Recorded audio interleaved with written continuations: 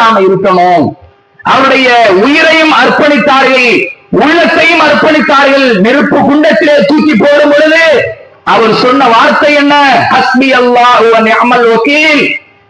என்னை இங்கே நெருப்பு குண்டத்திலே தூக்கி போட்டாலும் சரி, எனக்கு அல்லாஹ் இருக்கிறான், அவன் எனக்கு போதுமானவன், அவன் என்னை பொறுப்பேற்றுக் கொள்வான். அந்த வார்த்தையை தானே சொன்னாங்க. இன்றைக்கு இந்த வார்த்தையிலிருந்து இந்த உலகத்திலே ஒரு படிப்பினை பெற வேண்டும் என்றால் எங்கிருந்து பெற முடியும்?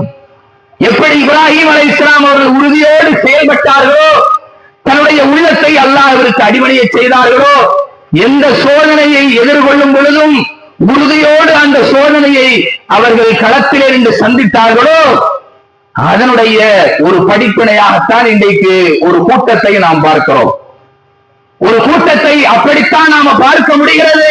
எவ்வளவு பெரிய சோதனைகள் வந்தாலும், எவ்வளவு பெரிய துன்பங்கள் வந்தாலும், அந்த துன்பங்களை எல்லாம் எதிர்கொண்டு ஹஸ்பி அல்லாஹு வ நிஅமல் வக்கீல், அல்லாஹ் எங்களுக்கு போதுமானவன், அவன் எங்களை பார்த்துக் கொள்வான், அவனுடைய உதவிதான் எங்களுக்கு வேண்டும் என்று ஒரு கூட்டம் இன்றைக்கு நிற்கிறது.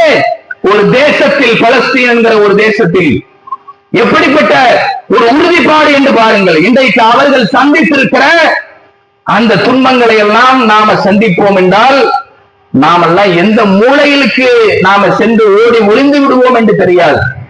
அப்படிப்பட்ட துயரங்களை எல்லாம் அவர்கள் என்ன செய்திருக்கிறார்கள்? சந்தித்துக் கொண்டிருக்கிறார்கள். தன்னுடைய குழந்தைகளை கைவேறு கால்வேறு தனித்தனியாக பிரிக்கப்பட்டு கையில தூக்கி வைத்துக் கொண்டு அழுது கொண்டிருக்கிறார்கள். தன்னுடைய கட்டிடங்கள் எல்லாம் இடிந்து அதிலே தன்னுடைய குடும்பத்தார் எல்லாம் மடிந்து கிடக்கிற நிலையிலே என்ன செய்ய முடியும் என்று தெரியாமல் கையெறிந்து அல்லாஹ்விடத்திலே கையேந்தி கொண்டு நிற்கிறார்கள். எவ்வளவு பெரிய துன்பம், எவ்வளவு பெரிய துயரம்! ஒரு பக்கம் தன்னுடைய குடும்பத்தாரை எல்லாம் இழந்து, தன்னுடைய பிள்ளைகளை எல்லாம் இழந்து நிற்கிற ஒரு சூழ்நிலை, மறுபக்கம் பசி பட்டினி, சாப்பாடு இல்ல, அது ஒரு பக்கம். மருத்துவத்திற்கு எந்த விதமான உபகரணமும் இல்லை. இப்படி எதுவுமே இல்லாமல் நிர்கதியாக நிற்கிற ஒரு நிலையிலே சொல்கிறார்கள், ஹஸ்பி அல்லாஹு வ நிஅமல் வக்கீல், எங்களுக்கு அல்லாஹ் போதுமானவன். நாங்க யாருடைய உதவியையும் எதிர்பார்க்கல, அரபு தேசங்களுடைய உதவியை அவங்க எதிர்பார்க்கல, மற்றவருடைய உதவி எதிர்பார்க்கவில்லை. ஒரு சிறுவன் சொல்கிறான், எங்களுக்கு மேலே இந்த குண்டுகளை சுமந்து கொண்டு விமானங்கள் பறக்கிறது என்றால் அதற்கு மேல் சக்தியுடைய எங்களுடைய இறைவன் எங்கே இருக்கிறான் என்று சொல்லுகிறான். ஒரு குழந்தை சொல்கிறது, ஆமன்து பில்லாஹ், நாங்கள் அல்லாஹ்வை நம்பிக்கை கொண்டு விட்டோம், வலம் நக்ஃபுரு பிஹி அபதா, அல்லாஹ்வை எந்த நேரத்திலேயும் நாங்கள் என்ன செய்ய மாட்டோம், மறுத்துவிட மாட்டோம். எங்களுக்கு எவ்வளவு துன்பங்கள் வந்தாலும் அல்லாஹ்வை நாங்கள் ஒரு கட்டத்திலையும் மறுக்க மாட்டோம். ஹஸ்பி அல்லாஹ் வ நிஅமல் வக்கீல். இப்படிப்பட்ட உறுதிப்பாடு, இப்படி உறுதியோடு நிற்கிற அந்த மக்களுக்காக இந்த இடத்திலே நாம கையேந்த வேண்டும். அவ்வளவு பெரிய துன்பத்தை அவர்கள் சந்தித்திருக்கிறார்கள். அந்த துன்பத்துல அவர்கள் அதிலிருந்து மீறுவதற்கு அல்லாஹ்விடத்துல கையேந்தணும். எப்படிப்பட்ட ஒரு நிலையிலே ரசூலுல்லாஹ் இந்த உம்மத்தை விட்டு சென்றார்கள். பஞ்ச பராதிகளாக ஒரு கூட்டம் வரும் பொழுது அந்த கூட்டத்தை பார்த்து அல்லாஹ்வுடைய தூதர் கண் சிவக்க தன்னுடைய சஹாபாக்களை எல்லாம் அழைத்து உரை நிகழ்த்தினார்கள்.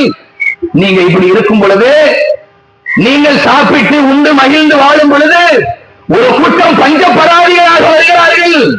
ஆடை இல்ல, கண்ணிலே குழி விழுந்திருக்கிறது, பரட்டை தலையாக இருக்கிறார்கள், வயிறுகள் எல்லாம் ஒட்டி போயிருக்கிறது. இப்படி ஒரு கூட்டம் உங்களிடத்தில் இருக்குதா? அதை பார்த்து கொண்டு நீங்க சும்மா இருக்கிறீங்களா அப்படின்னு அல்லாஹ்வுடைய தூதர் உரை நிகழ்த்தினார்களே. உரை நிகழ்த்துகிற அந்த நேரத்தில் மக்கள் எல்லாம் கொண்டு வந்து கொட்டி அந்த மக்களுடைய பசியையும் பட்டினியையும் போக்குவதற்கு உதவி செஞ்சாங்களே, அந்த சமுதாயத்தை உருவாக்கிய ரசூலுல்லாஹ்வுடைய அந்த கூட்டத்தில் தான் இவ்வளவு பெரிய துன்பத்தையும் துயரத்தையும் ஒரு சமுதாயம் அனுபவிக்கும் பொழுது அருகாமையிலே கைகட்டி வேடிக்கை பார்த்து கொண்டிருக்கிற நிலையில் இன்றைக்கு சமுதாயம் இருக்கிறது. அல்லாஹ்வுடைய தூதர் உருவாக்கிய அந்த கூட்டம் இன்றைக்கு இருக்கிறது என்றால் அவர்கள் அதை பார்த்துதான் அல்லாஹ்விடத்திலே கையேந்துகிறார்கள். எங்களுக்கு எதுவுமே தேவையில்லை, அல்லாஹ் எங்களுக்கு போதுமானவன், அவன் எங்களை பார்த்து பாதுகாப்பான், அவன் எங்களுக்கு அருள் புரிவான் என்கிற உறுதியான நம்பிக்கையோடு இருக்கிறார்கள். இந்த நம்பிக்கை என்பது எங்கிருந்து வந்தது? இன்றைக்கு நாம் கொண்டாடி கொண்டிருக்கிற, மகிழ்ச்சியோடு இருக்கிற இந்த இப்ராஹிம் அலைஹிஸ்ஸலாம் அவருடைய வாழ்க்கையிலிருந்து பெற்ற பாடம் தான். ஏனென்றால் இந்த மார்க்கம் என்பது இப்ராஹிம் அலைஹிஸ்ஸலாம் அவருடைய மார்க்கம். அந்த மார்க்கத்திலே வழிவந்திருக்கிற நாம நம்முடைய இந்த மார்க்கத்தை உறுதிப்படுத்த வேண்டும், இந்த உள்ளத்தை உறுதிப்படுத்த வேண்டும், இந்த நாளிலே சந்தர்ப்பம் எடுக்க வேண்டும். எந்த ஒரு கட்டத்திலேயும் இறை கட்டளைக்கு எதிராக நான் செயல்பட மாட்டேன், இறை கட்டளைக்கு எதிராக என்னுடைய உள்ளத்தை நான் மனோ இச்சைக்கு கட்டுப்பட செய்ய மாட்டேன், அல்லாஹ்வுக்கு முழுமையாக என்னை நான் அர்ப்பணித்துக் கொள்வேன் என்கிற உறுதிப்பாட்டை நாம எடுக்க வேண்டும். அல்லாஹ்வுடைய இந்த தூதர் இப்ராஹிம் அலைஹிஸ்ஸலாம் அவர்கள் சந்தித்த சோதனைகள் என்பது மிகப்பெரியது. அந்த சோதனைகள் எல்லாம் நம் மீது இறக்கப்படும் என்றால் நாம் எல்லாம் இருந்த இடம் தெரியாமல் தூசிகளாக புறக்கணிக்கப்பட்டு விடுவோம். அப்படிப்பட்ட உறுதிமிக்க அந்த சோதனைகளை எதிர்கொண்டவர் தான் இப்ராஹிம் அலைஹிஸ்ஸலாம் அவர்கள். அந்த சோதனைகளில் எல்லாம் அல்லாஹ்விற்கு முழுமையாக கட்டுப்பட்டார். தன்னுடைய உள்ளத்தை அதனுடைய மனோ இச்சையோடு போராடி தன்னுடைய இறைவனுக்கே முழுமையாக அர்ப்பணித்தார். அது போன்ற ஒரு அர்ப்பணிப்பை நாம படிப்பினையாக பெற்றுக்கொண்டு நம்முடைய வாழ்க்கையில் உறுதியாக நாம செயல்பட வேண்டும். நம்முடைய உள்ளத்தை அல்லாஹ்விற்கு அடிபணிய செய்ய வேண்டும். அகிலத்தின் இறைவன் நமக்கு இந்த மார்க்கத்தை தேர்வு செய்திருக்கிறான், நம்மை இது உறுதிப்படுத்தி இருக்கிறான். இந்த மார்க்கத்தை நாம அலட்சியப்படுத்திக் கொண்டோ மனோயிச்சைக்கு கட்டுப்பட்டு கொண்டோ நம்முடைய வணக்க வழிபாடுகளை சீரழித்து விடக் கூடாது. இறைவனுடைய மார்க்கத்தை நாம முதுகுக்கு பின்னால் தூக்கி தள்ளிவிடக் கூடாது. எந்த நேரத்திலேயும் அல்லாஹ்வும் அவருடைய தூதர் சொன்னதுதான் என்னுடைய வாழ்க்கையின் வழிமுறை.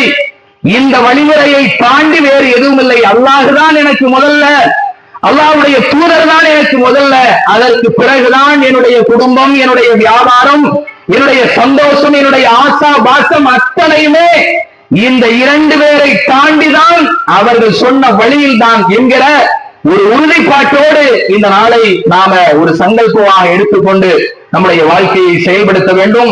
நம்முடைய வாழ்க்கையில அல்லாஹ்வுக்கும் அவருடைய தூதருக்கும் கட்டுப்பட்டு நடக்கிற நன்மக்களாக அல்லாஹ் ஒவ்வொரு ஆணையும் பெண்ணையும் அல்லாஹ் ஏற்படுத்த வேண்டும். நமக்கு உறுதியை தந்து இந்த உலகத்திலே அல்லாஹ்வுடைய மார்க்கத்தை கடைபிடித்து வாழ்ந்து மரணிக்கிற ஒரு வாய்ப்பை அல்லாஹ் நமக்கு வழங்குவானாக என்று பிரார்த்தித்து இந்த உரையை முடித்துக் கொள்கின்றேன். வாஹிரு தஅவானா அல்ஹம்துலில்லாஹி ரப்பில் ஆலமீன். அஸ்ஸலாமு அலைக்கும் வரஹ்மத்துல்லாஹ்.